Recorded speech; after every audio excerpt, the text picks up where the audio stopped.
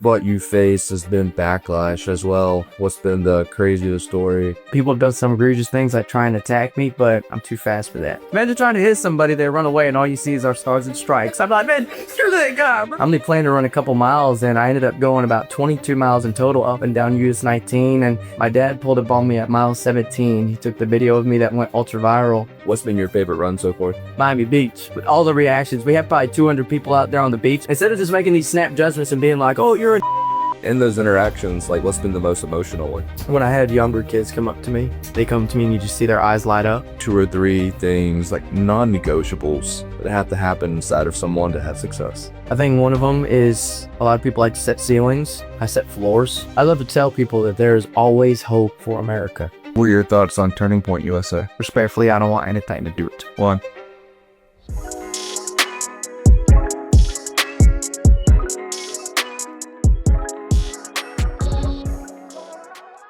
What's up, you guys? Welcome to another episode of the Elliott Caldwell podcast on Successful DNA. We are in for a treat today. Mr. Teag, Pure Joy McCoy. What up, Welcome baby? to the pod, dude. Welcome, man. What's up, my brother? Thanks for having me, coming. man. Yeah, thanks for coming.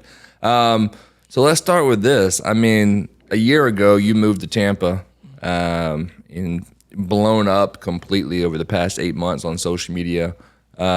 So what have the past 8 months been like for you, mentally, spiritually, in your heart? That, you know, everybody sees social media stuff, Yeah. but like, what's it been like inside?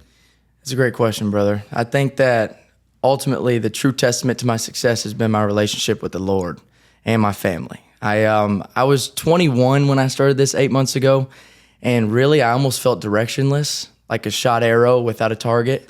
And I think I just laid in my truck one night in the bed of my truck, and this flag right here actually was mounted to the bed of my truck, and I closed my eyes and I prayed for like 45 minutes straight. And I was just saying, Lord, prove to me that you're real. Very ignorantly, I said, prove to me. And the next day, I kind of saw that flag waving out of the bed of my truck. I picked it up and I told my dad, who served for 12 years, I said, hey, I'm gonna run with our flag. He said, for what, son? I said, I don't know, Dad. I'm just going to start running. And we love Forrest Gump. It's our favorite movie. So I almost quoted that. And then I started running. I only planned to run a couple miles, and I ended up going about 22 miles in total up and down US 19. And my dad pulled up on me at mile 17. He took the video of me that went ultra viral. And it was just him saying, hey, I love you, son. Thank you for doing this. What are you doing it for? I said, for the American people, very innocently. I had no clue that it was going to blow up and it was going to become this huge national movement, this pro-American movement. But I guess the intentions originally was just to find purpose, and the Lord helped me with that, brother. Same with a lot of the American people have been nothing but supportive. So we'll obviously dig into that over the next, 45 minutes or an hour. Yes, sir. But backing up, so you moved here. I mean, you're so young. I mean, 21, there's no telling what the next 10, 20, 30 years look like for you. That's right. But let's back up. Where'd you move from? What was childhood like? Obviously, your dad served for 12 years, like you said. Yes, sir. But what was growing up like? Growing up was a little interesting, man. I consider myself almost like a gypsy. I was born in Utah originally, but I bounced around so many different places. My father was military, so we ended up going to California, over to Arizona, Oregon, ended up in Florida about 2010, and that's Orlando. We stayed in Orlando for roughly 10 to 12 years. I did most of my grade school. Sir? Is there a base over there? No, sir. Okay. That's just where we moved whenever he got out of. Oh, he got out. Yes, sir. And then we ended up going to Orlando. I lived there, did all my grade school there. Moved to Arkansas for 2 or 3 years. It's where the country accent's from. Yeah. And then we moved down here. I don't even live in Tampa. I live over near Newport Richey. Yeah. So, I mean, obviously, do you think the belief in America first and military first just comes from your dad? Is that just how you were Yes, raised? sir. Or? Oh, he was strict, brother. Yeah. Discipline for sure. But he always told me, he taught me an acronym called leadership, LDRSHIP, stands for loyalty, duty, respect, selfless service, honor, integrity, and personal courage. Okay. And that's applicable throughout all avenues and realms of life. And he learned it in the military and basic and Army. But the way that he taught it is to be applicable throughout the world, towards your family, towards other people in your community. And I just think that that representation is putting our flag first, respecting the people that allow for us to have the safety and the actual ability to do that, and then respecting the people that continue to uphold the Constitution and continue to, I guess, protect us within our beloved country. And then siblings, mom? Yes, sir. My mother's amazing. She's the best, man. Oh my God. I light up when I think about her, dude. Yeah. She believed in me when no one else did. Oh, cool, dude. She used to always tell me, we were growing up, there'd be a TV, and you know Rudy Mancuso? He was big on Vine and stuff like that, but he'd play the piano and the guitar and the drums at the same time. Extremely beautiful musician. And I'd look at it, I'd be so inspired. My mom would look at me, she'd go, Teag, you're fixing to do that. And I go, no, Mom, you don't get it. Like, these guys are different. They're different. I'm not like one of them. She goes, Teag, get that out of your mind right now. You're going to be great. And I even thinking about it almost makes me tear up. Like, so innocently back then, I thought, no, that's just a different kind of person. Like, successful DNA, right? Yeah. Are we born with it or is it inspired? I believe that my mama inspired me to be a great person. Yeah. And I give a lot of my credit to the man my mother and father has raised me to be. How many siblings do you have? I have 3. I have an older sister. She lives in Arizona. She actually traveled around India. She backpacks and stuff. Oh, cool. I have an older brother who I co-founded Unify USA with. His name's Costin, and a younger brother named Jude. Cool. Yes, sir. And they're in Newport Richie? Yes, sir. Yeah. Why Newport? It's cheap. Yeah. We live in the downtown area. Anything really outside of that is a little shaky, but if you live within the confinement of that downtown area, you're pretty solid. Yeah, I mean, downtown's pretty cool. That was gnarly, bro. Yeah. Yeah. I mean, everybody talks about, downtown Dunedin and downtown Tarpon, but like, don't hate on Newport. Downtown It's there. Newport. Now, outside of that, the TV show Live PD, it is based in Newport Richie. Really? No. Dude, I had no clue. So Live PD, I mean, it was always Pasco County, but they were always in West Pasco. Yeah. they weren't over in East Pasco. I mean, it's the spot to be, bro. Yeah. All you gotta do is flick a camera on, you got viral content, bro. You would know. Yeah. It's tough because I mostly do my run around those parts too, so it can get a little sketchy, but just pray. The Lord's got me protected. Yeah. All right. So let's dig in. Let's do it. 8 months ago, you kind of already told the intro story. It blew up, and then maybe talk through the next, few days or the next couple weeks after that blew up. What was that like? So about 10 days after that was 9/11, which was perfect. Yeah. The entirety of my journey has been extremely perfect timing, and I just attribute it to the Lord, seriously. But 10 days you after, I was not. I was born in 03, brother. I'm getting old, bro. Yeah, and I have a friend. She has a nonprofit. It's called Run to Remember 2977. She runs a mile for every single life lost on 9/11. She's awesome. Her name's Hannah. She's in the Air Force. Shout out Hannah. It's a lot of miles. It's a lot of miles. I think she's on 700, but she's Throughout trucking. the year she'll do it? Yes, sir. Okay. And she just did Ironman. I went up to PCB to support her. She's a boss. Dang. Yeah.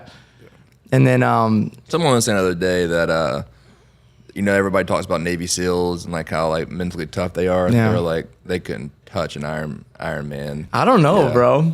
I think they could. That's what they said. I'm fixing to do me an Iron Man. I'm just a messenger.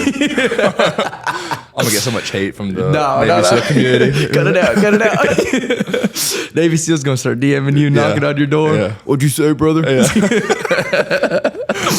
So 9/11. And 10 days after. then right after that, Charlie Kirk passed away. Yeah. Very tragic event, and I tell people all the time that it's not a political party. This movement isn't political in any way. But seeing Charlie pass away was so devastating, and it was so sad. And the way that it happened, seeing the videos, I mean, the fact that it was so exposed to the internet, I think is weird. Yeah. It was so accessible. I get through like Twitter because Twitter's like the free speech app, but I was scrolling through Instagram and seeing the assassination, and it was unsettling to say the least. And I made a video and I just said, I don't care what your politics are. We shouldn't wish death upon anybody. Jesus calls us to wish life on other people.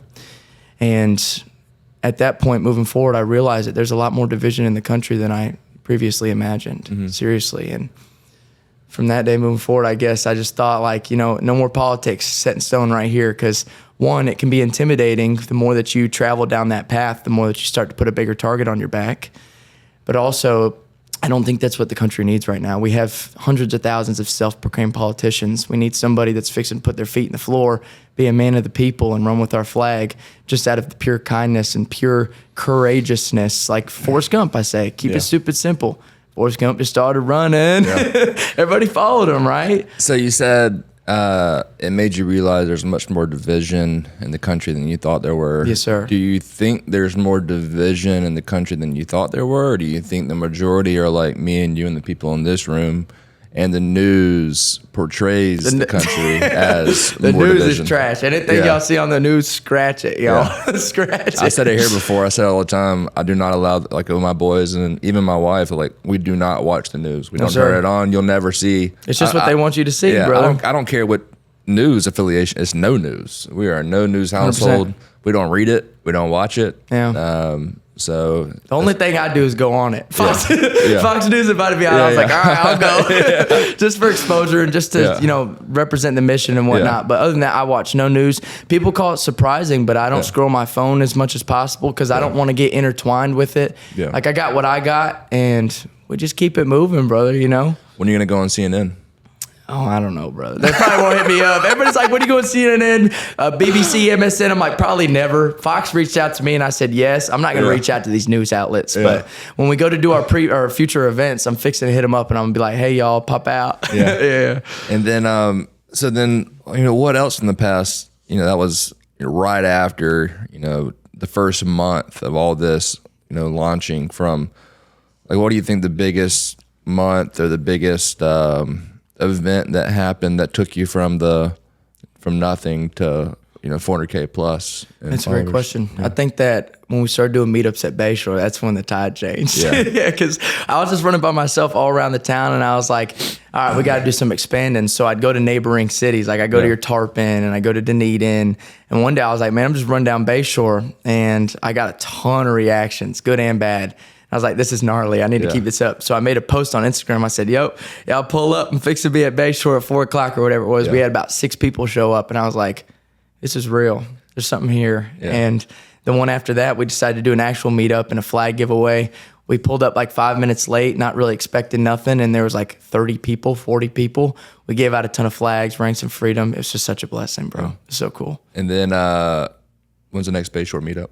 Oh, it'll probably be for a little minute, man. We've got to tackle every single state in America. So being that we're going towards every state, it's hard to, obviously I love our Bayshore runs. They're amazing. And if we do have one, it's fixing to be huge. It's going to be a big one. And then it'll probably be a minute. How many states are down so far this? About 4 or 5. Okay, you got a lot of work to do. Yes, sir. I was originally planning on getting like a mobile home or something and traveling around myself, but my brother came to me with the idea for Unify USA to throw more coordinated events because ours were just like sporadic and spontaneous. They were fun, but we needed a lot more structure. So he does a lot of our back end business and logistics, and I'm kind of just the go happy, go lucky face, So a lot of what you faced has been backlash as well.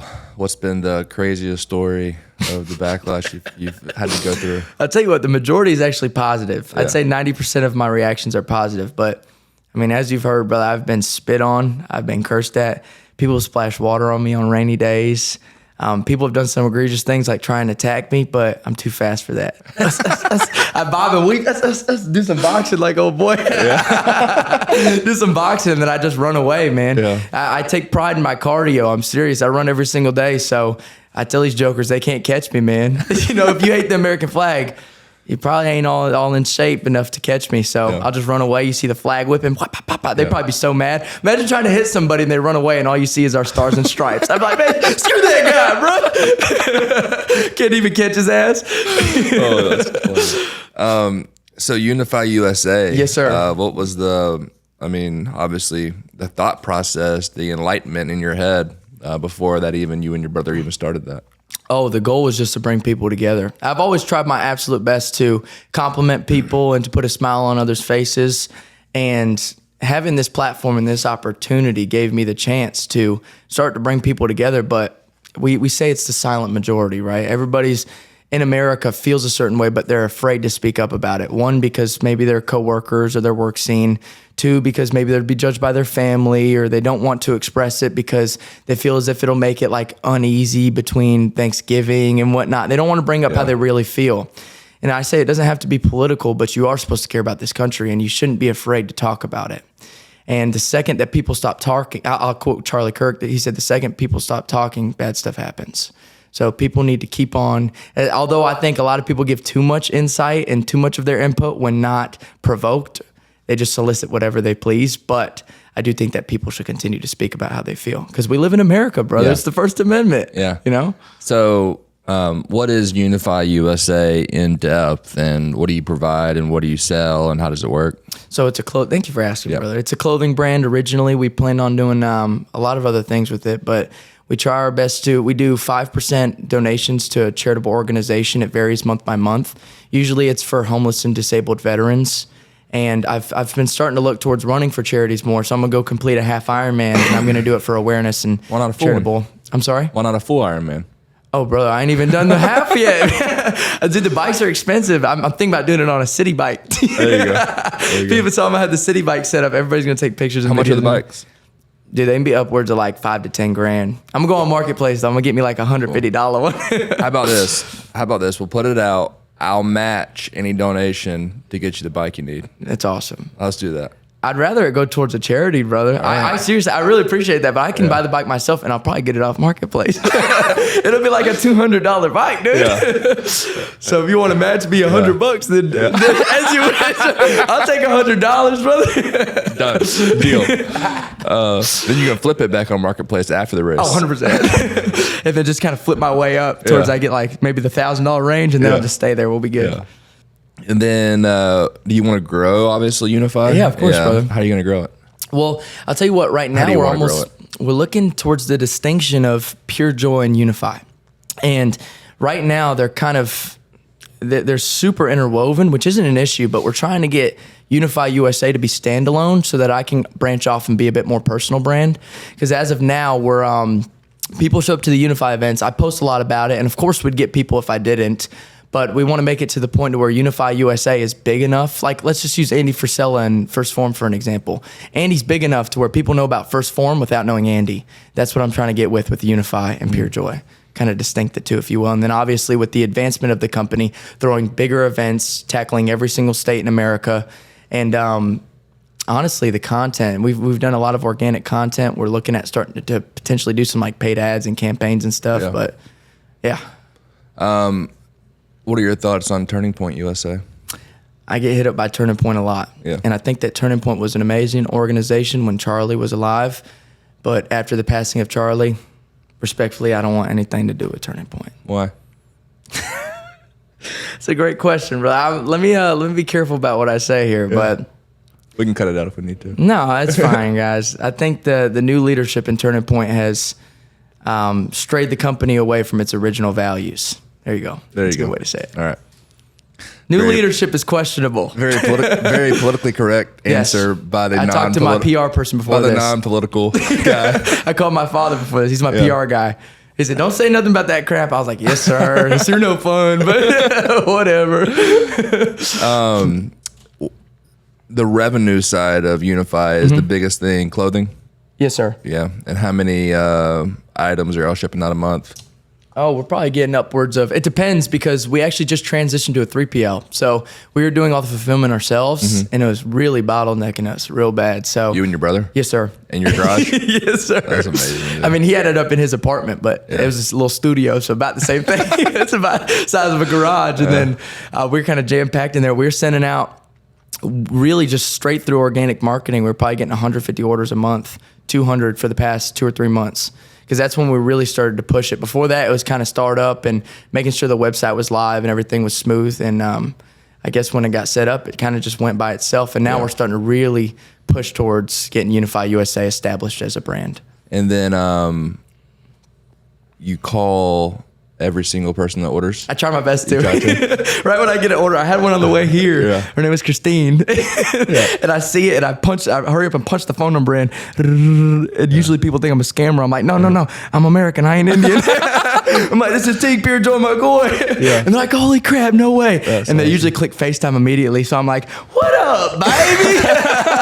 And they start freaking out. But it's my favorite part. I love talking to people that support the mission. It's my favorite because at the end of the day, a lot of people try and call me a celebrity. I'm not a celebrity. I'm just a man, brother. We're all children of God. So I try my best to, like I said before, put a smile on people's faces. And it's been a great way for me to do it.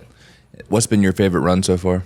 Ooh, Miami Beach. Yeah? Why? It's a little wicked down there because with all the reactions, we had probably 200 people out there on the beach, and then we ran back down Ocean Drive. Brother, it was crazy. There were some people saying some crazy things Like too. what? I mean, down there, the culture is Cuban and gay, and people were yelling at us and calling us pedophiles and Nazis and Trumpies.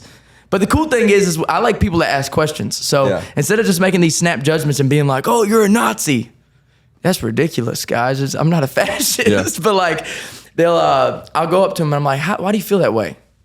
Like, seriously, I think people just want to be heard. So they scream that, hoping to get some sort of reaction back, and then it becomes into this bickerment, and that's where the division originally starts. But I just go up to them very openly and wholehearted and say, what makes you feel that way? Like, what about these stars and stripes? What about the red, white, and blue gives you the connotation or has the association to make you feel like this isn't the greatest country there ever was? Yeah. And then you really start diving in on the pain points. I used to do sales, so you're just asking very strategical questions to be able to try and dive into their pain point. What's hurting you so much?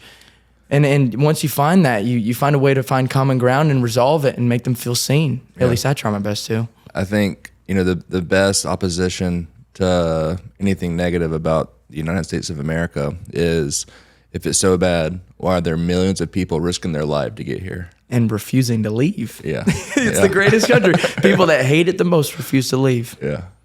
It's the greatest, brother. In those interactions, like, what's been the most emotional one? What's up, you guys? I wanted to introduce to you our done-for-you Airbnb investing service called BNB Turnkey that has massive tax implications. It's basically an investing service that allows you to invest in cash-flowing Airbnbs and not do any of the work.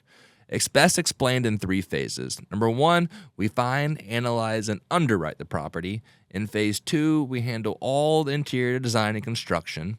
And then phase 3, we manage the property on the back end. The best part is most of our clients qualify for the short terminal loophole of the IRS tax code. This allows for average clients to write off over $200,000 in depreciation on their tax bill. For more information, click the link in the description to connect with our team. As always, thank you for listening, and I hope you enjoyed the rest of the episode. When I have younger kids come up to me, when I have, and anywhere between the range of like 3 to 7, they come up to me and you just see their eyes light up. And I think that needs to be restored. I mean, you have, obviously they're heavily swayed by their parents' teachings. Yeah. So whenever they see the flag, kids can go, or kids can light up. Yeah. And I remember seeing that flag when I was a kid, and I lit up. I can literally feel it. It's like going to Disney World for the first time. And people always talk about, they're like, you want the flag every day? You ever get sick of looking at her? She goes everywhere with me, dude. I never get sick of looking at her. I agree that people are obviously heavily influenced by their parents, but also I think we're heading into an enlightenment in our world of self-education through social media. 100%. Yeah. Which I think is it's a like good yin thing and and a yang. bad thing. I agree. Yeah, It's yin and yang. Yeah. But people are having more like self-awareness and self-thought on like what this world is. I mean, you kind of saw it really like during COVID with like all the hoopla going on there, and it's like, wait a second. That's like, where you really got a distinction between the free thinkers and the listeners. Yeah. Yeah. Like mandatory vaccinations and like, it's like, okay. You got vaccine, brother? I did not. Dude, talking about married to the game. So my son, he's 6. Right. Okay. And I mean, he's been potty trained since he was 2 or 3. And we had a tournament. He's going to, I'll tell the story. He's going to be embarrassed one day. But oh well. Maybe we'll clip it out. But we're in the middle of this tournament for, it's like a 6 and 7-year-old baseball. Yeah. And like, I don't want to be the dad that's like my 6-year-old's the next Mike Trout, but kid's dirty. It's hilarious. I bet he's legit, bro. Oh, it's so funny. And so after the game, his pants were wet. I'm like, Cannon, did you pee your pants? He was like, yeah. I was like, why didn't you go to the bathroom? He's like, my team needs me. Yeah, bro. Married to the game, bro. Married, like, bro. I ain't got time to go to the bathroom. No time. He's like, dude, there's a porta potty right there. He's like, no, Dad, you don't get it. So there's legit bathrooms right there. There's not even a porta potty. There's legit bathrooms. Just he probably thought college recruiters were watching, so he's like, Dad, I need to be in here. Well, the funny thing was, he wasn't like, no, I didn't feel like it. I wanted to play. He was like, my team needs me, bro. That's fire. That's like, comparative, bro. Shout out to you. Yeah, it's like, all right, bro. Like, whatever. So Kylie's all like upset and mad. Like, Cannon, you can't do that. I'm like, Cannon, it's all right, man. Loyalty, bro. But yeah, I don't want to embarrass him. Maybe we'll cut that out. At least you keep this in your back pocket for later. Yeah. No. So you have a girlfriend? Negative. No. Trouble. Do you want a family one day? Obviously. Of course. I want as many children as possible, brother. You're on the Elon Musk bandwagon of No. He's a little wonky, man. He's a little weird. We're thinking about buying a Cybertruck actually because it's really a sight for sore eyes. Yeah. It's a sore thumb. Yeah. Slapping Unify USA on it, you couldn't miss it. But they're gay. I'm good. I'm good, dude. You know, I'd rather get like a big old truck, like a TRX or something. Yeah, I want some whistling. Throw the biggest American flag on the back that you can. Oh, 100%. Yeah, easy. So what's the next big run plan? Fort Worth, Texas, brother. Okay. We ought to do it either at the end of this month or the beginning of next month. Why Fort Worth? Fort Worth, they have a stockyards over there, and they got some real old honky tonks. We're fixing to do a run and then some line dancing. You know how it is. We're supposed to be sweet, so we're all gonna go running, come back. Yeah. I don't drink, but everybody's gonna be drinking like Michelob or something. Yeah, it's gonna be a good old time, dude. I mean, Michelob, isn't that Bud Light on? Don't know if they're gonna be drinking. I don't know, bro. I have no. Oh, you're talking about their gay thing that they had? I don't know. That was like what, 3 years ago or something? I don't know. It's still a thing though. It is. Yeah. People are still discussing that. Yeah, I heard they're still not drinking it. Oh yeah. They're still not drinking it. Well, the thing is I think it was just originally they transitioned and then they started drinking other stuff and then didn't go back to it. But how was it running with Gronk the other day? Oh, that was a couple weeks ago, but it was awesome, brother. Yeah. It's sweet. He's exactly how he portrays himself to be online. That's what I look for when I it's weird because there's like a distinction whenever you're growing within your platform. Before I was like, when I'd meet people that I was inspired by, I'd be very nervous to talk to him. Like, God, I want to go talk to Gronk. Yeah. He's all tall and scary. I'm sorry? Is that how you felt today? Oh, intimidated, bro. I was nervous. I almost peed myself like your son, bro. I was sitting in the parking garage like, shoot. But Gronk is exactly how he portrays himself to be. And whenever you start growing within social media, you realize everybody's just a person. And the media may portray someone to be a certain way, like they're perfect. Nobody's perfect. Yeah. So I had the chance to meet Gronk, but I felt grounded. I was with my family. I had my father and my brother come out, my videographer, and I just felt like I belonged. And it really made it authentic. And I really had the chance to grow a relationship with him. And Gronk is a great person. I don't have enough good things to say about him. His brother, Dan, great person. Yeah. I told you Gordy, other brother, came on the podcast. Yes, sir. And I feel the same way. Like, you just never know what you're going to get. Like, when you see the Gronkowski brand on social media. Gordy Gronkowski is one of the most down-to-earth human beings I know. It's awesome. Like, he'll just text me randomly. Like, hey, man, just checking in on you. It's like, awesome. He's got better things to do than text me. No, but that's love, man. It just shows you who they are. 100%. As a family. That's what I like too. Is a lot of people ask me, how do you feel about blank? Yeah. How do you feel about da da da? I'm like, I've never met him. Yeah. So I really couldn't tell you because the media, the way that people can be portrayed online is extremely different to what you're saying, to how they could be in person or how they treat you beyond and outside the cameras. So I just try my best to meet people, shake their hands, be genuine, and that's really how you get to know someone, is talking to them. Have you ever had any conversations with Jesus on where he sees Unify going and sees your brand going? All the time, brother. Okay. I pray as much as humanly possible. What does that look like? It looks like getting on your knees in a quiet room, closing the door, putting that head down. Every head must bow and every tongue must confess towards Jesus Christ, my true Savior, man. I give him all the glory. And I give thanks to Jesus because I was, as I told you, purposeless and directionless. And prayer is so powerful. I pray for others. I pray upon discernment for truth when it comes to receiving data, because me and you both receive a lot of information throughout our day-to-day basis. So to be able to discern what's correct, what's true, what's applicable is very important. But also to ask Jesus, what's the next step? Like you were saying, just asking God, please give me the opportunity and the capability to change lives, but please tell me where you want this to go. I want to plant all my ideas at your feet and allow it to grow within your grace, Lord, but please just show me the sign and tell me where you think I need to go next. And then it's just trying your best to stay within your community, to talk to people, to be open to anything, and be discerning, as I was saying before, and really like hone in on the vision on where you want it to go, and then continue to pray on it. Let me guess, you go to the chapel? I do not. I go to a non-denominational church. The chapel's like the biggest one up there. No. Isn't it called? What's it called? I thought it's called Radiant. No, up in Newport, I'm saying. Oh, no, sir. I don't go to Newport. I go to one over in Lutz. It's called Creekside. I just started going there. And before that, I was going to Radiant in Del Mabry, I think it was. Okay. Yes, sir. I think there was one up in Newport called the Chapel or something that's pretty big. No, sir. I ain't been to that one. Cool. I'll send it to you. You test it out. It'd be awesome. Thank you. Where do you see Jesus taking this thing? or does he see him? I see Jesus taking this thing as far as it'll go, but I think ultimately we have to stay grounded and make sure that I don't want to say continue to push forward and grow the brand, although that's exactly what we need to do. We need to make sure that we prioritize the relationship with the people and building a foundation for our communities, because that's what we're looking to do, brother. We want to go to these different places. And the reason that we say, like, buckle up, we're coming to your town, is because we want people to be comfortable within their hometown and have the opportunity to come and be a part of something from where they grew up.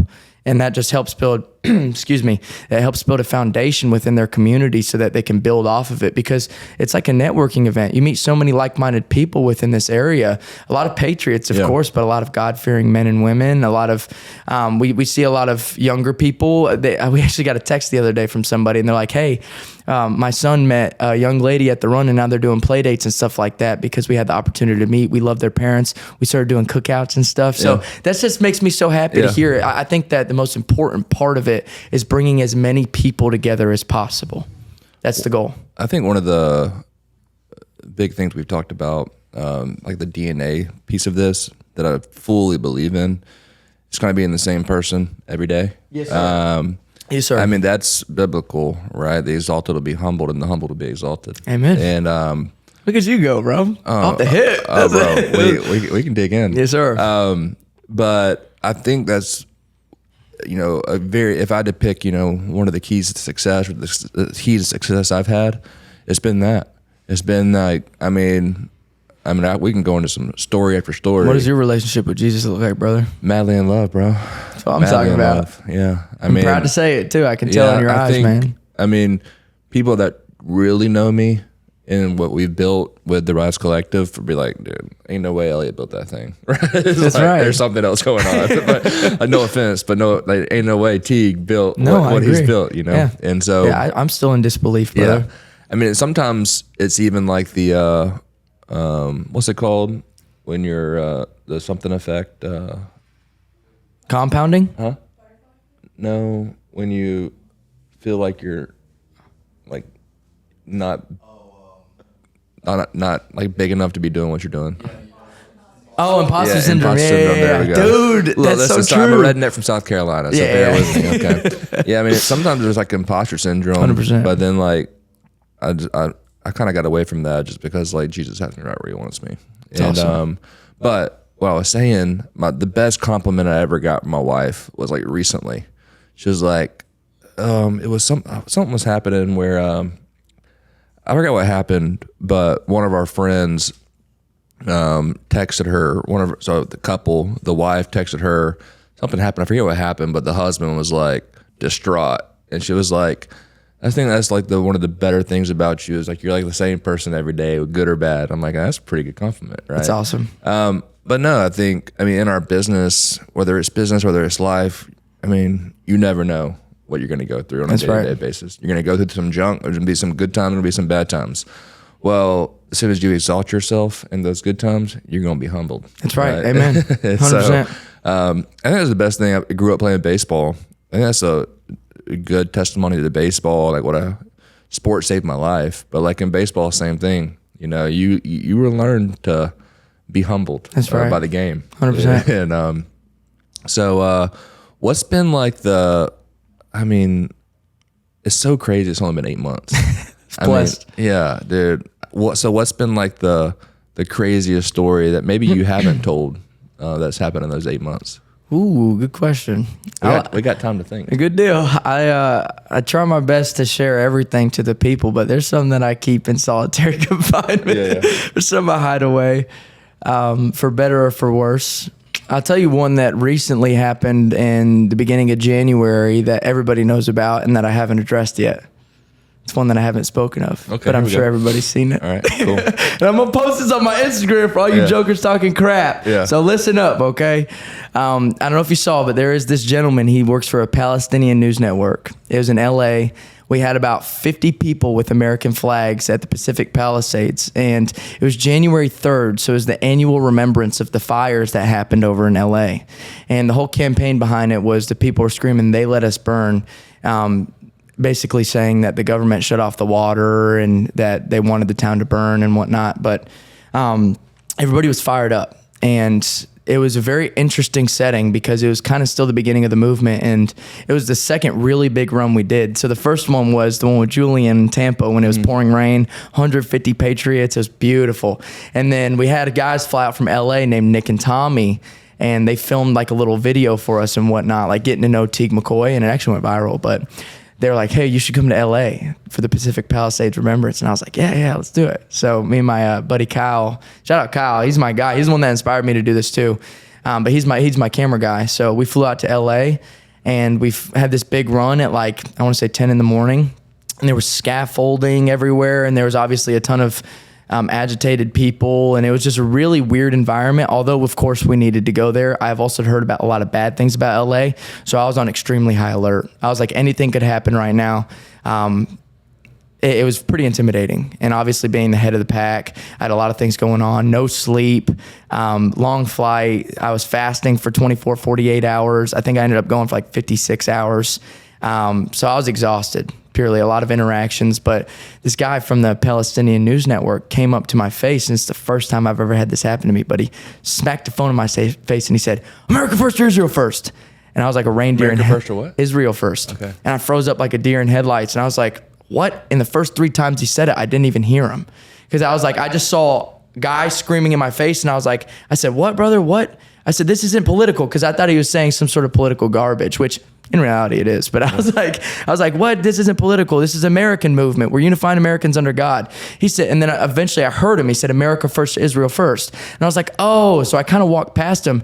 And as he kept on saying it, this lady screamed, Israel first. And I heard it, and I was like, brother, for real? Carrying an American flag and says Israel first. And that's ridiculous. So I ended up walking back, and the way that he framed it and the way that it made it seem on the media was like, oh, he came to redeem himself because he made a mistake originally. Yeah. When essentially I just wanted clarity. I was like, hey, what'd you say? And he's like, oh, it's America first or Israel first. You can still say America first and like not hate Israel and woohoo. And I was like, yeah, it's America first. And then I continued walking, expecting nothing of it. And I got like 1 million likes. Yeah. And I was like, shoot, but there are so many moving parts within that. And I think the blessing and the silver lining in that is I'm happy it happened then instead of later down the road, because there's always going to be trolls. There's always going to be people that try and connive what you're doing and try and get you to conform to loaded narratives. But I think the big lesson I was taught there was always look for specificity. Always look for something specific, because that's a very broad question. It's a trap. Of course, I'm America first, but that immediately makes it seem like I'm a Jew hater. Yeah. Really, bruh. So it's America first before anybody. It's not before specifically Israel, specifically Venezuela, specifically Iran, specifically China. Like, it doesn't matter. It's America first and only, I like to add. Yeah. Or Americans first, because I'm for the people, brother, you know? Yeah. So the past 8 months, you've learned a lot of things. Yes, sir. Right. Well, you know, and success is subjective, but we'll talk about success in the realm of growing a brand, growing a personal brand, a company's brand, like you've done in the past 8 months. So when it comes to the DNA of the success you've had in the past 8 months, or others around you, you know, what your brothers learned, what you've learned, what you've learned from Julian, whoever it may be. Yes, sir. What, or maybe like 2 or 3 things, like non-negotiables that have to happen inside of someone to have success? It's a great question. I think one of them is a lot of people like to set ceilings. I set floors. So you said we are confined, and we're not confined, I'm sorry. We are a sum of our daily actions. So what we do every single day, the type of man that we portray ourselves as, and the things that we demand from ourselves within a daily basis is really important, because that's all you got. It's all you're guaranteed. Once you wake up, you're guaranteed that day, and anything looking towards the future is makes a lot of people, I guess, anxious, because it's the unknown, right? But instead being present, and setting floors for yourself. Like, one of my floors is I run with the flag every single day. Yeah. Another one is I give out 5 to 10 compliments every single day. And every single time I go to the grocery store, I buy a young lady flowers. Yeah.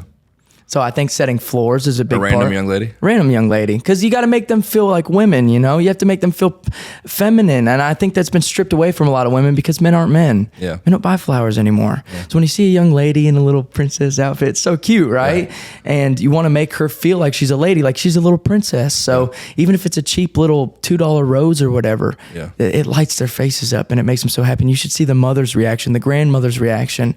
They're like, that's so kind of you, blah, blah, blah. And I never record support it. I never want to, and I almost don't even want to say it, but I think that a lot of other people should start doing it. Yeah. Start and give to flowers to young lady, because it'll make them feel more feminine, and then they'll grow up to be like more of a princess, which is how they should be, because men should be men, and more men need to do more manly What acts. age range do you try and target for that? Usually the one wearing dresses, so like, I don't know, little short ones. Nothing specific, but usually like under the age of 10. Okay. Because then they start getting a little awkward phase, and they'll be like, thanks for the flowers, and I they'll was kind of thinking look all about, I was weird. like, okay, like I could do that. I'm a married man, so I got to be careful about who I'm giving flowers to. Yeah. But Under 10's fun. Yeah. I don't know. I just try my best to create it. I like putting smiles on people's faces because it makes me smile. And the more I smile, the more other people smile. Yeah. So it's just this constant cycle of amazingness and joy. And obviously I got the name Pure Joy for a reason, you know? And then, that's one thing. You got a couple more? Yeah. One or I think two? that a physical exercise at least once a day is extremely imperative. I think that a lot of people are trying to dig themselves out of this mental anxiety or this depression or this mental hole. And I forget who said it. I think it was Chris on a podcast, or I forgot what it was. I think he was talking to Piers Morgan, and Piers Morgan was like, I argue that your mental strength is more important than your physical strength. And he said, I think physical is more important because mental is just downstream of it.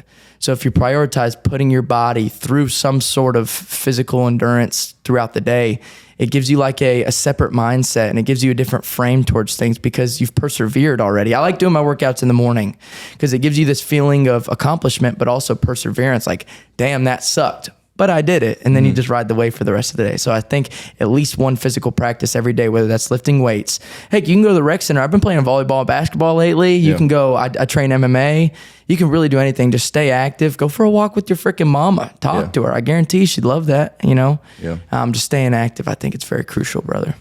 One thing I think you'll like is, like, some companies have like whatever you want to call it, a mission statement, or maybe Core values or whatever. Yeah. So what we call ours is our purpose as a company, and it has nothing to do with like we're gonna be $1 billion company. We're gonna be whatever. It's like we cultivate leaders who change the world. Beautiful. And now there's an agenda to that, of course, where you're running the business, but like as we grow as a company with the different brands that we have, and we're just getting started, right? We're gonna need leaders to step up in this company. Like, I can't lead every company, right? Yes, sir. And that changed the world.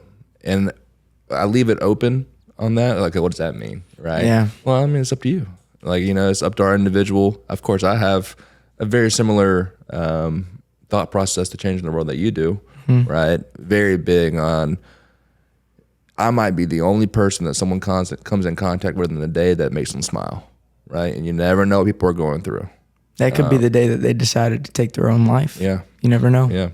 And so Kylie, she's different. My wife, Kylie, she's different than I am, where I'll be kind of like you, hooting, hollering, hollering at people, just having a blast. And she's kind of the more, laid back, quiet one.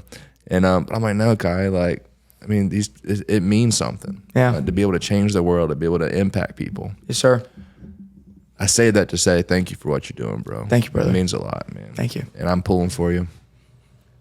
As we close up, anything else you want to say? Yeah, brother. I love to tell people that there is always hope for America. No matter what you believe, no matter what you see on the internet, as we were talking about before, no matter what you may be told by other people, America will prevail. America is turning 250 this year, and it was built to last. It was built by people, by pioneers. We conquered this land 250 years ago. It's amazing. We declared independence from England. It's just so beautiful to think about the history of our country and how far we've expanded and innovated. Just know that there will always be hope for America. The only time there isn't is when you stop freaking believing. So always believe in the people in our country. I know that we may have some sort of corrupt government or a leader that you don't like, whatever it may be. Always believe in the people, believe in your communities, and believe in Jesus Christ, brother. Pure Joy McCoy on Instagram. Yes, sir. Best place to find you. Yes, sir. Cool. And that, or if you, I hate this, this sounds pluggy, but everybody's going to order and be like, oh, he's going to give me a call now. Yeah. I don't want it to seem like that, guys. Yeah. I just like calling people, but Pure Joy McCoy on all socials or Unify USA official. Yeah. All right, I'm gonna put an order in. You better call me. I will, brother. All right. Well, thanks for coming, bro. Hey, brother. That was Thanks so fun. much for having me, brother. Yeah. Oh.